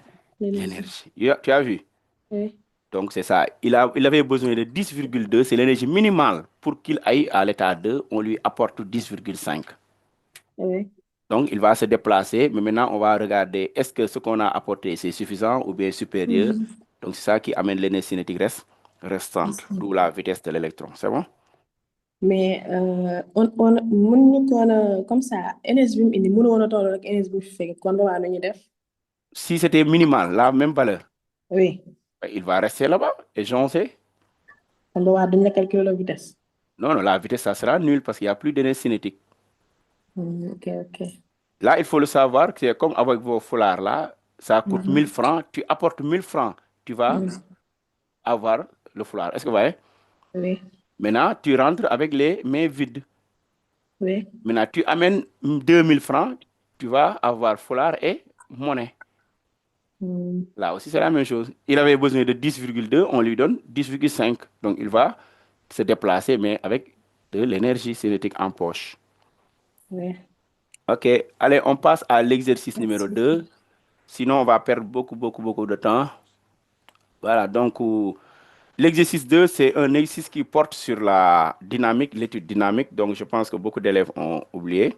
Voilà, maintenant, on va rappeler un peu les principes et avancer pour permettre de mieux réviser, préparer, Inch'Allah, le baccalauréat. Très bien. Donc, quelqu'un pour lire. Voilà, donc on va enchaîner vite. Une bille de masse M égale 300 grammes supposée ponctuelle et initialement au repos en A. On lance sur une piste en faisant agir sur elle une force constante notée F. Maintenant, cette force est constante. Quand on dit constante, ça veut dire que sa valeur ne change pas. La direction ne change pas, le sens ne change pas. On la lance sur une piste, donc avec une force de 9,51 sur une distance de L2. La piste est constituée d'une partie rectiligne, toc, toc, toc, toc, toc, toc, comme ça là. Voilà, on vous dit mouvement sur piste et dans le champ de pesanteur. Donc ici, on a combiné les deux dans le champ de pesanteur et sur la piste. On vous demande de montrer que l'énergie cinétique s'écrit sous la forme EC égale L facteur de F2 moins mg sinus alpha moins tout ça là. Donc comment on va montrer cela? On va utiliser seulement la variation de l'énergie cinétique. Si vous vous rappelez bien, on dit toujours entre deux instants, la variation de l'énergie cinétique n'est rien d'autre que la somme des travaux des forces extérieures. Donc c'est ça le théorème de l'énergie cinétique. Maintenant, entre ces deux instants, on va utiliser maintenant toujours, n'oubliez pas de définir le système. Ça c'est la première chose à faire, système B. Ensuite, référentiel terrestre supposé galiléen. Ensuite, il y a ce qu'on appelle le bilan des forces extérieures.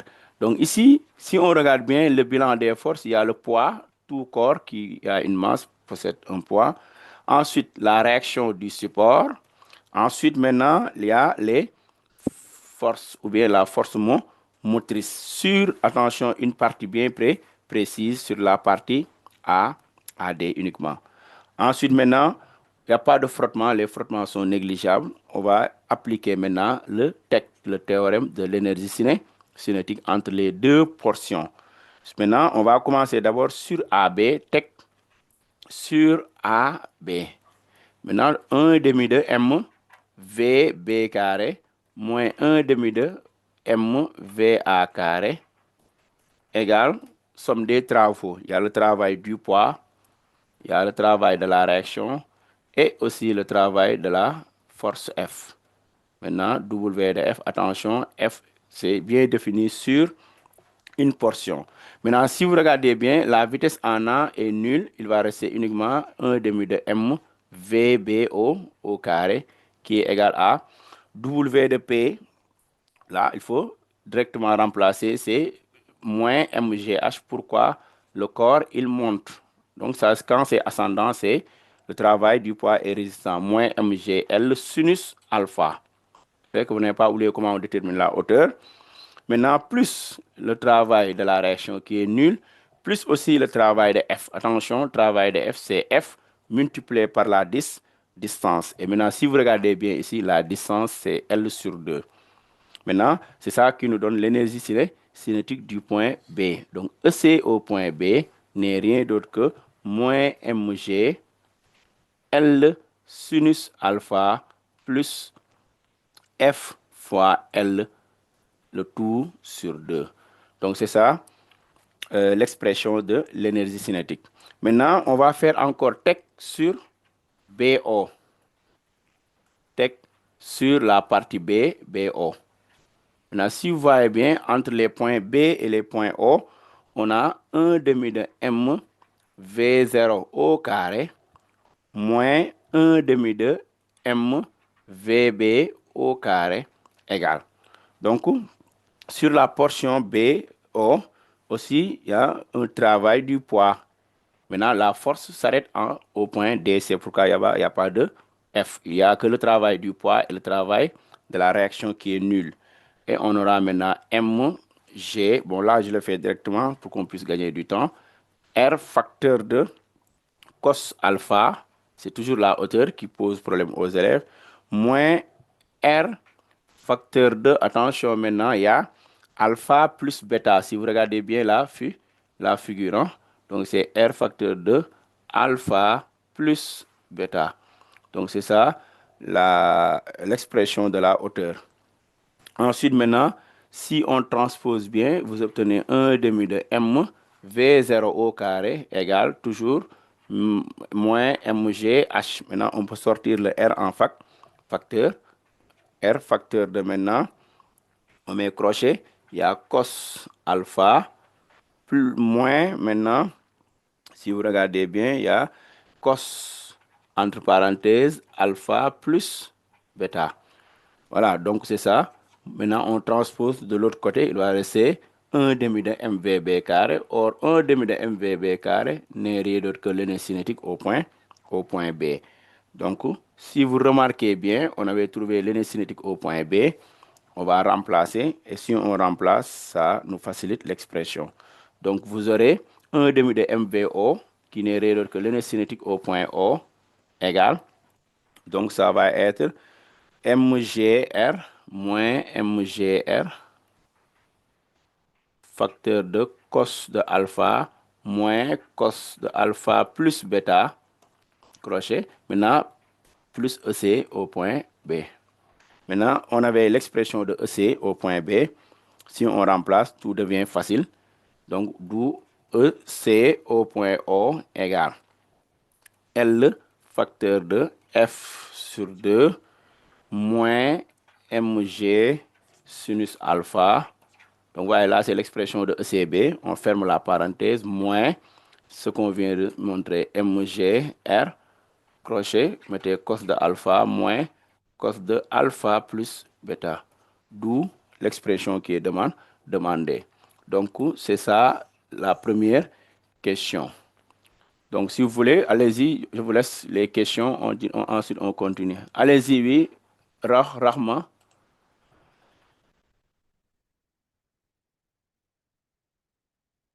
Allez-y, Rahma.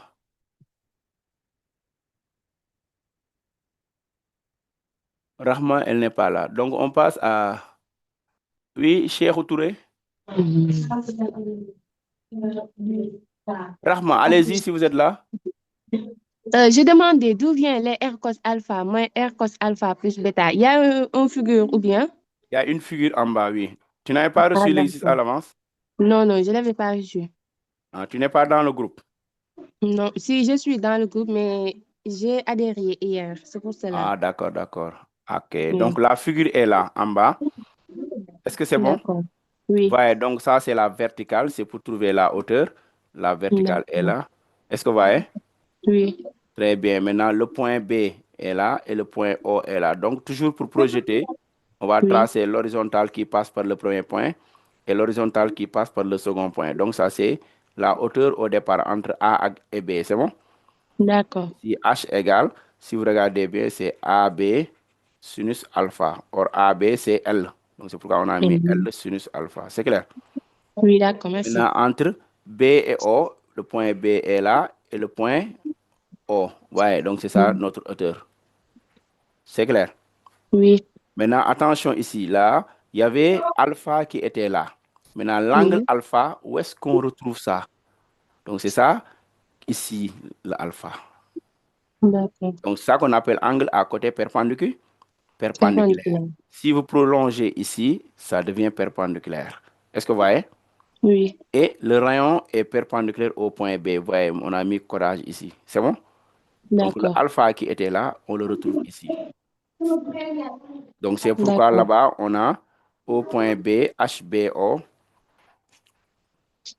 Voilà, HBO, c'est, vous voyez bien. Donc, il y a tout ça qu'on appelle R, HBO. Donc, c'est R, d'abord, cosinus de alpha. Alpha, c'est ici. R cos de alpha, moins l'autre partie, la plus petite partie ici. Hein? Oui. Tout ça. Donc, c'est R facteur. Hein? Oui. Maintenant, cos, attention, maintenant, c'est alpha plus bêta. Donc, c'est l'angle le plus grand, les deux là. Donc, ça, ce que j'ai mis en vert, ouais. Oui. Voilà, donc c'est ça. HBO, R cos alpha moins R cos, entre parenthèses, alpha plus bêta. Voilà. Donc, après, il faut essayer de reprendre la figure. Ça permettra de mieux comprendre. Allez-y, Cheikh Touré.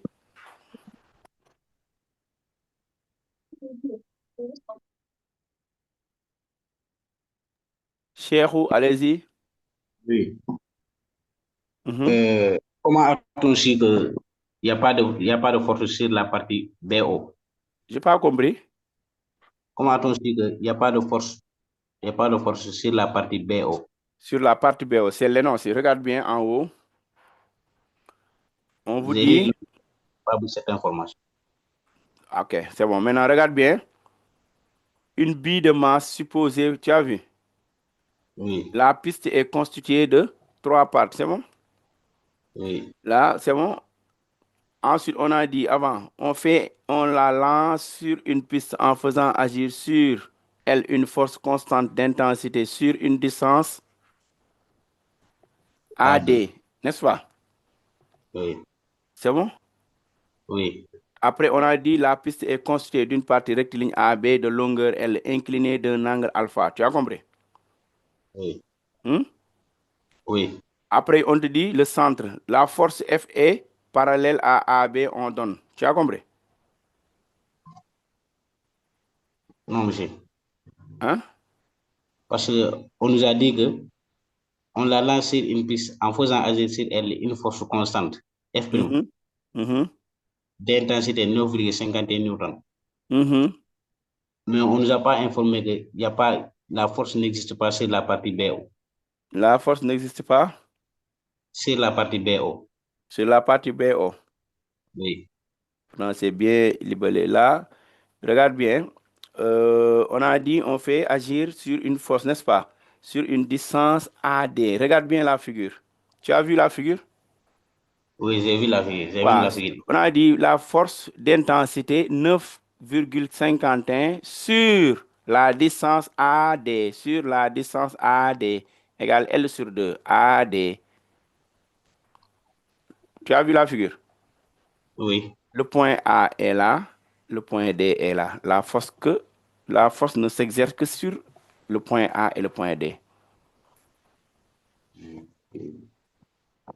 C'est bon? Oui.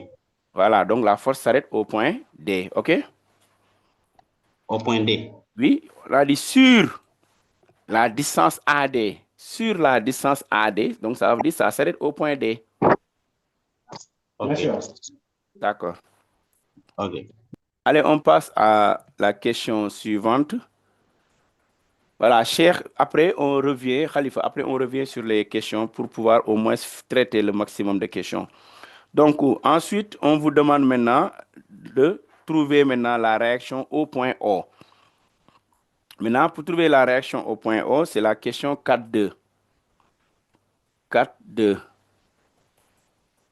Maintenant, comment on va faire pour trouver la réaction? Donc, réaction, c'est toujours entre un point et un autre point ou bien sur l'ensemble de la trajectoire. Maintenant, comment on va faire ici? La même démarche. On va appliquer ce qu'on appelle le TCI. On dit maintenant là, en appliquant le théorème du centre d'inertie, montrer que la réaction peut s'écrire sous la forme. Donc, je rappelle bien, si vous allez au bac, on vous donne une relation à montrer. Et vous essayez pendant 3-5 minutes, vous ne pouvez pas le montrer. Donc, il faut avancer, il faut admettre cette relation, utiliser les valeurs calculées et continuer le problème. Donc, pour faire cela, on va utiliser le théorème du centre d'inertie, le TCI. TCI qui dit quoi? Toujours somme des forces extérieures égale MA. Donc, la somme des forces extérieures appliquées à un solide ou à un système est égale au produit de sa masse par son accélération. Maintenant, il y a combien de forces ici? Il y en a deux. Il y a le poids et la réaction qui est égale à MA. Or, n'oubliez pas que A, c'est dérivé de la vitesse par rapport au temps. Maintenant, on va projeter suivant la norme normale. Donc, si vous vous rappelez bien, toujours lorsqu'on a un mouvement circulaire, on va utiliser le repère de frein. Donc, suivant le vecteur normal UN, suivant UN, attention aussi, le vecteur UN est toujours orienté vers le centre, toujours centripète, toujours. Donc, vous aurez, suivant la normale, on va projeter P et R. Maintenant, ici, on appelle ça R0. Donc, vous aurez, suivant la normale, si vous projetez correctement, vous aurez R0 moins MG. Maintenant, on va avoir cos, si c'est bien fait, cos de alpha plus bêta. Maintenant, c'est ce qui est égal à MAN. Or, MAN, c'est l'accélération suivant la normale qui est V0 carré sur le rayon. Maintenant, à partir de là, on peut maintenant appliquer notre chère relation et continuer le problème. Maintenant, quand vous faites correctement la projection, vous aurez toujours la vitesse, n'est-ce pas, au point considéré. Donc, vous aurez R0 moins mg cos alpha plus bêta égale m, maintenant, fois la vitesse au carré sur le rayon. Maintenant, si vous regardez bien, mv carré n'est rien d'autre que l'énergie cinétique quand on multiplie par 2. Donc, on peut dire c'est 2 EC0 sur M. Parce que si vous vous rappelez bien, EC égale 1 demi de MV0 au carré. Donc, on peut dire que le V au point considéré, ça sera encore 2 EC0 sur M. Donc, si vous voulez, vous pouvez raisonner comme ça aussi pour remplacer la vitesse. Donc, si on le fait bien, on va avoir notre expression qui est demandée. Donc, si un élève fait la projection correctement, donc vous allez trouver R0 moins mg, maintenant cosinus de alpha plus bêta égale. Maintenant, le m qui est là, c'est la masse, n'oubliez pas. Donc, on va mettre m sur R fois. Maintenant, le V du point considéré, vous pouvez le remplacer par 2 EC0, 2 fois EC0 sur M qui est aussi la masse. On fait une simplification. Donc, on va avoir R0 moins mg cosinus de alpha plus bêta égale 2 EC0 qu'on avait établi sur le rayon. Maintenant, si on a l'expression qui est là, le reste, c'est de transposer et de remplacer. Donc, vous aurez R0 égale, si vous transposez correctement, vous avez mg cos de alpha plus bêta. Maintenant, plus encore 2 fois EC0. Donc, je vais remplacer. Donc, vous aurez 2R. Maintenant, vous remplacez le EC par son expression. On avait tout à l'heure ça. Donc, c'est L facteur de, il y avait ici F sur 2. Ensuite, moins mg sinus alpha. Ouais, on ferme la parenthèse encore. Moins, bon, c'est un peu long, 2 mg. Voilà, vous mettez encore crochet, cos alpha moins cos alpha plus bêta. Voilà, donc c'est ça l'expression de R0 qu'on a demandé. Donc si vous regardez bien, si on factorise, on a tout ce qui est demandé. Maintenant, vous pouvez continuer à faire la factorisation et de retrouver l'expression qui est demandée. On factorise partout par mg et l'expression va sortir. Donc on aura R0 égale mg, donc vous mettez des crochets. Donc si vous mettez crochet, vous obtenez cos alpha plus bêta. Maintenant, si on a cos alpha plus bêta, moins 2 cos alpha plus 2 cos alpha plus bêta. Donc, voilà, l'expression va sortir. Ensuite, on va regrouper les cos et ça nous donne 3 cos alpha bêta. Donc, 3 cos alpha plus bêta moins 2. Voilà, donc il y a 3 cos alpha bêta moins, là il y a 2 cos. Là, vous avez alpha plus L sur R. Ensuite, mettez une parenthèse. Voilà, donc ensuite, qu'est-ce qui va venir? C'est F multiplié par, voilà, mg moins 2 sinus alpha. Donc F, mg, voilà, c'est moins 2 sinus alpha. Voilà, l'expression est un peu longue. Voilà, c'est ça R0, l'expression qui est demandée. Voilà, il y a des élèves qui ont des difficultés pour cela. Oui, Baïtiane. Pour la première question, vous avez oublié la déduction de V0. Comment? Je n'ai pas entendu. Vous avez oublié la déduction de V0. La première question. La première question. Oui. On a oublié l'expression de V0. Oui. On n'a pas donné ça. Oui. Si tu as l'aîné cinétique, tu as V0. V0, on avait l'expression 1 demi de MV0 moins VB carré. Tu as vu? Donc, on a donné directement EC0. Quand tu as EC, tu as V. 1 EC0 égale 1 demi de MV0 carré. C'est bon? Oui, Khalifa? Bah, moi, je n'ai pas compris ici la factorisation de 2mg. La factorisation de 2. Pourquoi vous avez mis 2mg facteur de cos d'alpha moins cos d'alpha plus bêta?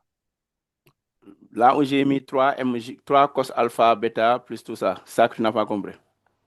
Non, non. 2mg facteur de cos d'alpha moins cos d'alpha plus bêta. Quel niveau? Quelle ligne? En haut. En haut. Je remonte encore. Non, non, ici, avant le dernier niveau. Avant le dernier niveau, oui. Là. Ici. Oui. Non, après. Après. Oui. Non, ça, c'est pas factorisé, c'est moins, ça continue. C'est l'expression qui est un peu longue. Ah, ouais.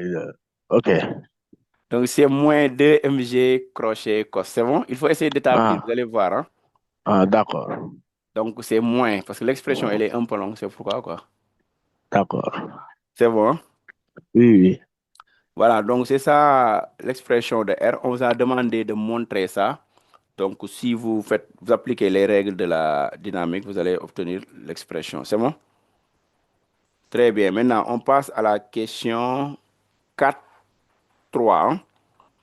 Maintenant, pour la question 4.3, on nous demande maintenant l'équation horaire. Donc là, on est maintenant dans mouvement dans G maintenant. Oui, donc mouvement dans G, question 4. Question 4, 3, 1. Donc, on demande l'équation horaire. Équation horaire. Maintenant, comment on établit les équations horaires? Toujours, on s'intéresse d'abord au système d'études. Maintenant, le système d'études ici, c'est la B toujours. Attention, ils ont bien donné une information. La B quitte la piste en haut à un instant pris comme origine des dates avec une vitesse V0 faisant un angle θ égale alpha plus bêta. Et ils ont donné la valeur de la vitesse V0. Donc V0 égale ça. C'est bien donné. Et θ égale alpha plus bêta. Maintenant, système B, quelles sont les forces qui s'appliquent sur la B? Donc, référentiel d'abord terrestre supposé galiléen. Ensuite, le bilan des forces extérieures. Donc, comme il n'y a plus de support, il n'y a plus de réaction, donc il ne reste que le poids. Maintenant, on a une seule force qui est le poids. On va appliquer maintenant TCI, le théorème du centre d'inertie, qui dit toujours somme des forces extérieures appliquées à un système est égale au produit de la masse par son accélération. Donc, il y a une seule force qui est le poids égale MA. Or, poids, c'est toujours masse fois G vecteur égale MA. Comme c'est la même masse, on simplifie, ce qui nous donne A vecteur égale G vecteur.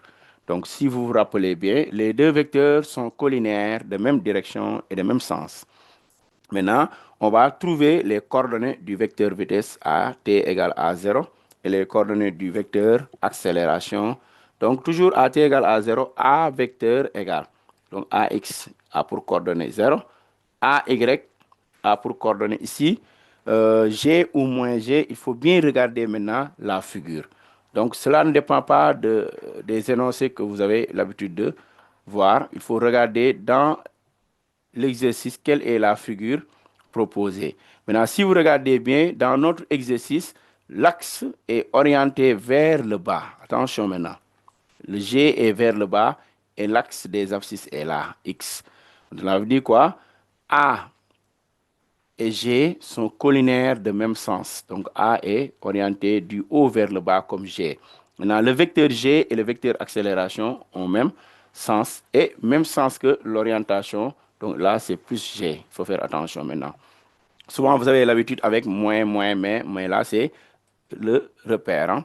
Ensuite, maintenant, on donne les coordonnées du vecteur vitesse. Pour donner les coordonnées du vecteur vitesse, il faut regarder. Toujours, le vecteur vitesse est tangent à la trajectoire, donc on va prolonger. Donc, si on prolonge bien, l'axe, c'est là.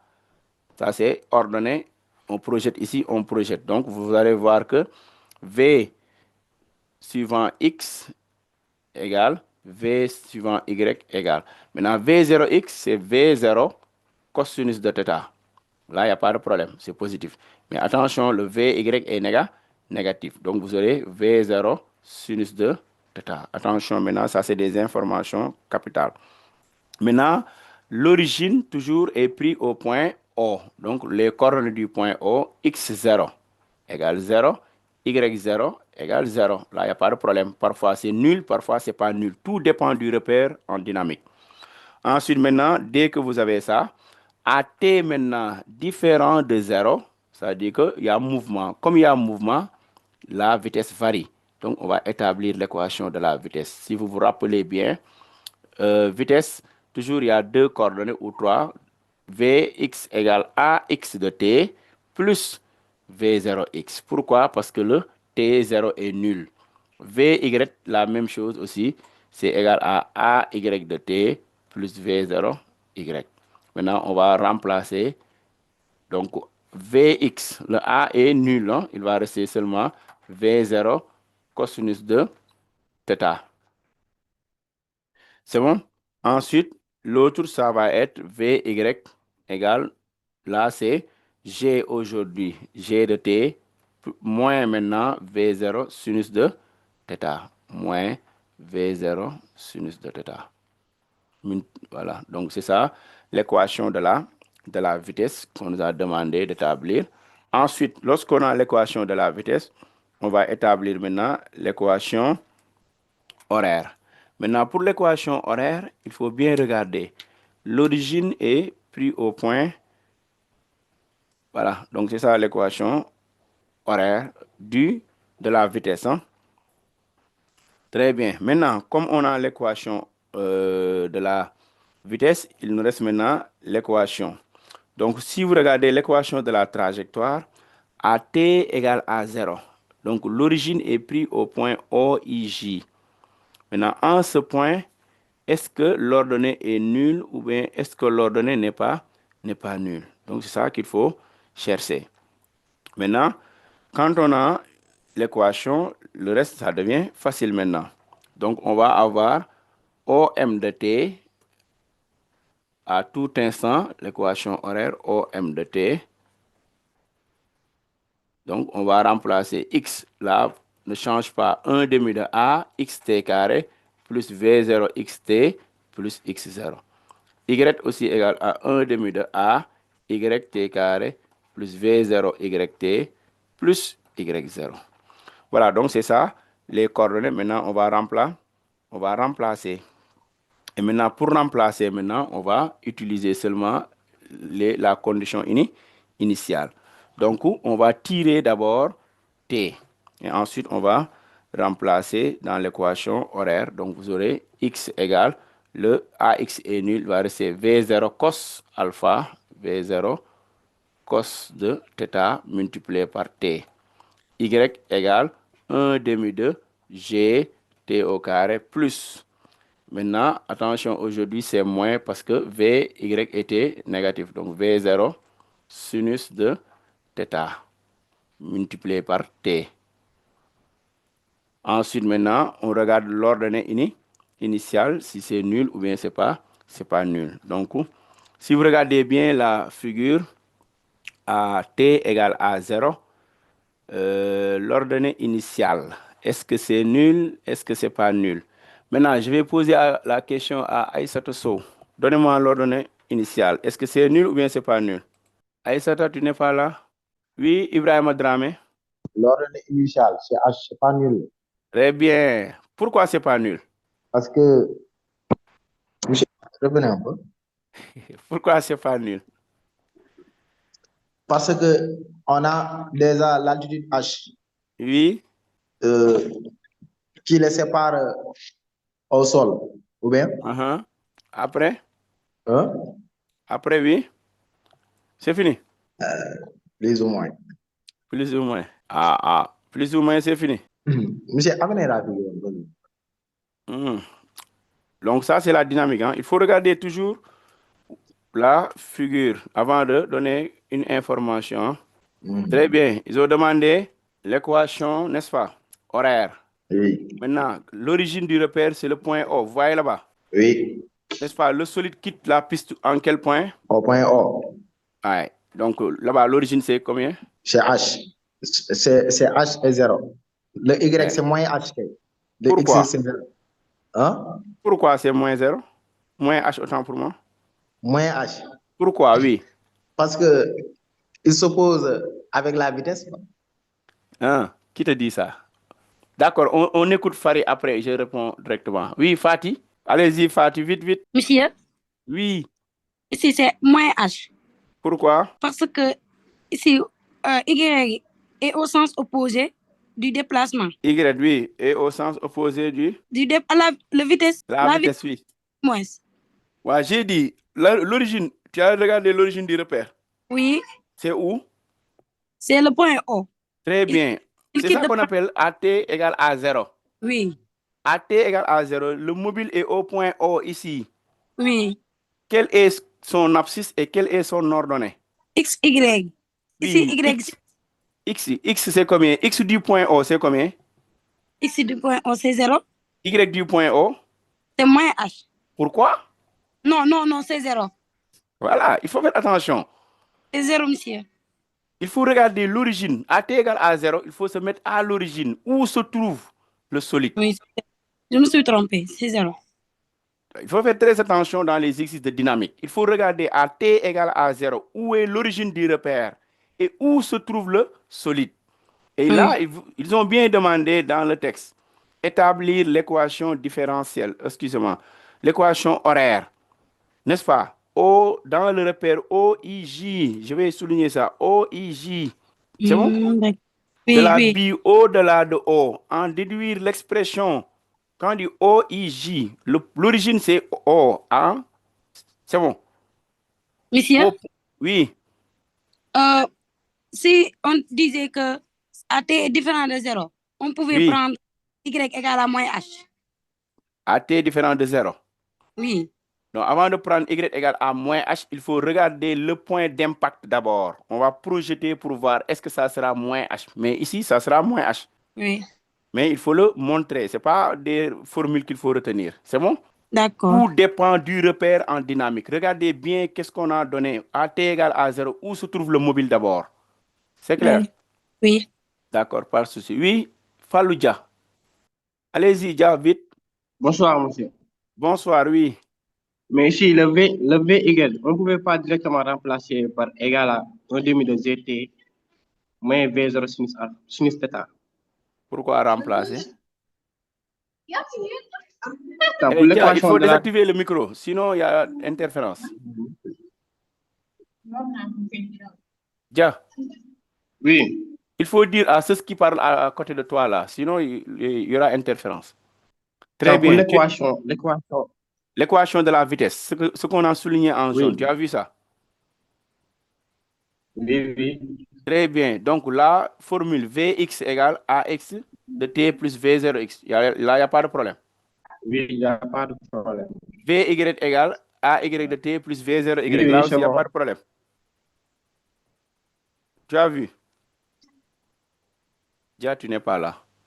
Non, il n'y a pas de problème, c'est bon. Voilà, donc il faut remplacer, voilà, à ton âge. Oui, je suis là, monsieur.